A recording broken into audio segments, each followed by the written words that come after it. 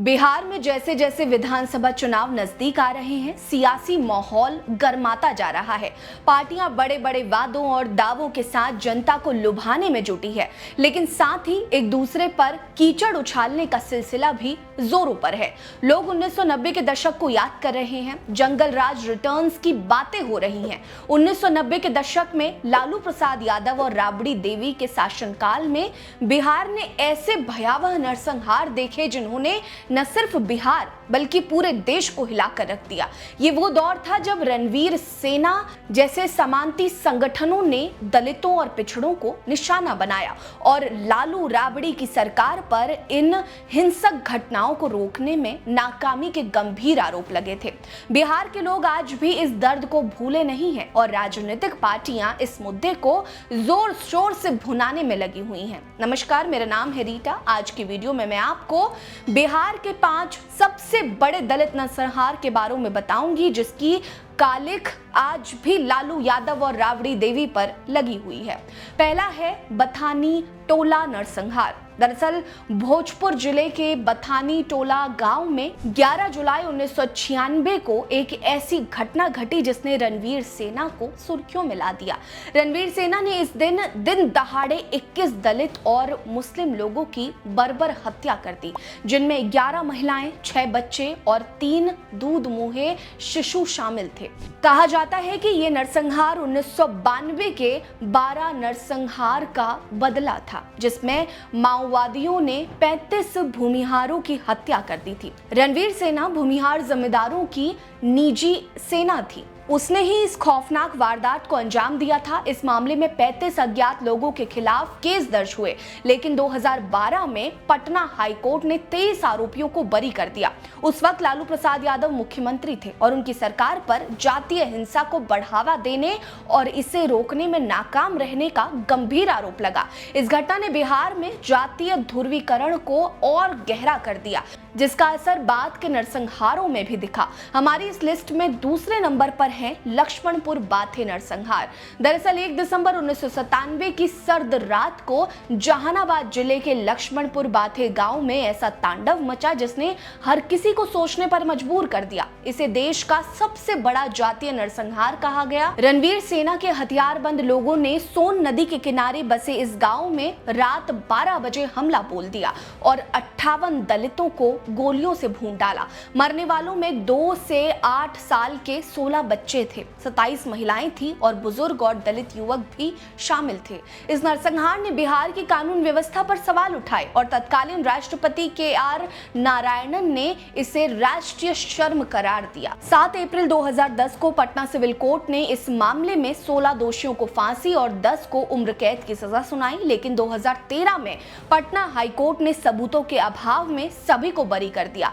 ये फैसला दलित समुदाय के लिए करारा तमाचा था। उस वक्त राबड़ी देवी मुख्यमंत्री थी और उनकी सरकार पर रणवीर सेना को संरक्षण देने का आरोप लगा। हमारी इस लिस्ट का तीसरा मामला शंकर बिगहा नरसंहार है। दरअसल 25 जनवरी 1999 की कड़कड़ाती ठंड में जहानाबाद जिले के शंकर बिगहा गांव में एक और भयावह नरसंहार हुआ। रणवीर सेना ने 22 दलितों की हत्या कर दी, जिनमें ज्यादातर महिलाएं और बच्चे थे। इस घटना ने एक बार फिर राबड़ी देवी की सरकार को कटघरे में लाकर खड़ा कर दिया। पुलिस ने 29 लोगों को नामजद किया, लेकिन 2015 में जहानाबाद जिला अदालत ने 24 आरोपियों को सबूतों के अभाव में बरी कर दिया। गवाहों के मुकरने और डर के मारे चुप रहने की वजह से न्याय नहीं हो सका। इस नरसंहार ने यह साबित कर दिया कि लालू राबड़ी शासन में कानून व्यवस्था चरमरा गई थी और दलित समुदाय असुरक्षित महसूस कर रहा था। हमारी इस लिस्ट का चौथा नरसंहार है मियापुर नरसंहार।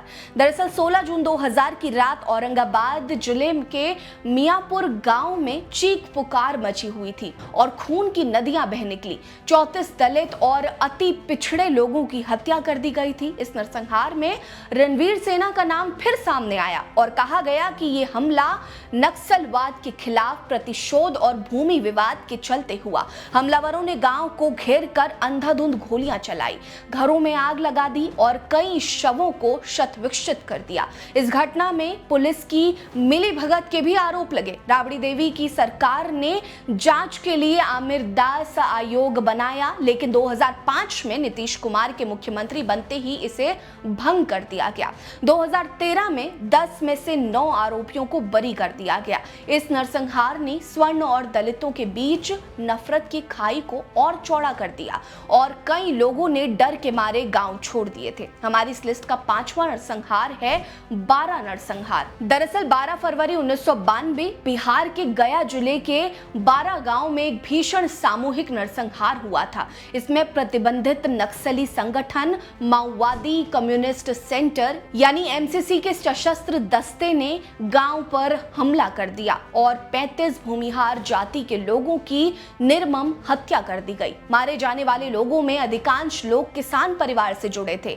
उस समय मध्य और दक्षिण बिहार में भूमिहार तथा अन्य उच्च जातियों के प्रभावशाली जमींदार समूह और दलित पिछड़े वर्गों के संगठन के बीच तीव्र जातीय संघर्ष चल रहा था। एमसीसी मुख्यतः दलित और पिछड़े तबकों के समर्थन से जमींदार और ऊंची जातियों के खिलाफ सशस्त्र संघर्ष करता था। वहीं भूमिहारों से जुड़ा सैनिक संघ और बाद में रणवीर सेना जैसे संगठन अस्तित्व में आए। बारा नरसंहार एमसीसी द्वारा भूमिहार समुदाय पर दबाव और बदले की कार्रवाई के रूप में अंजाम दिया गया।